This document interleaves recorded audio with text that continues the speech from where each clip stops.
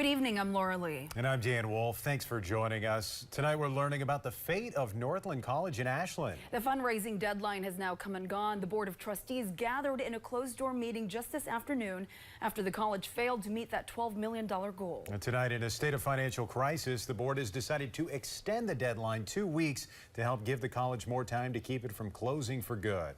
Northern News Now's reporter Madison Green has been following developments for us today. She joins us live from campus to tell us what this means moving forward. Madison?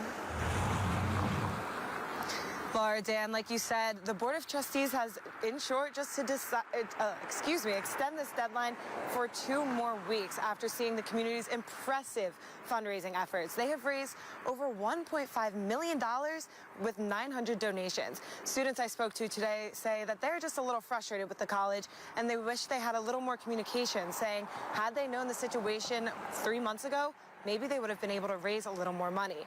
The Board of Trustees has announced that they are in a financial exigency, which means they are acknowledging the college is in extreme financial crisis that needs to be dealt with immediately. They did emphasize this declaration is not an announcement of closure. Now, the deadline to make a final decision has been pushed back 2 weeks. According to a press release, throughout this process, leadership will explore programs, staffing, and budget adjustments to preserve the institution's long-term viability.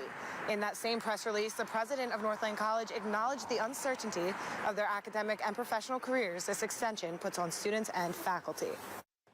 For students, it's easier to relocate, but for the teachers, it's their job and they have to sell their houses and everything. Teachers, I guess, feel more for them.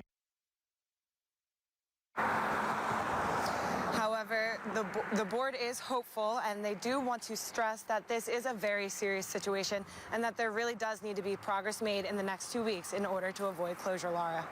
All right, Madison, we will continue to track these developments in the next 2 weeks. Madison being live for us tonight from Northland College. Madison, thank you.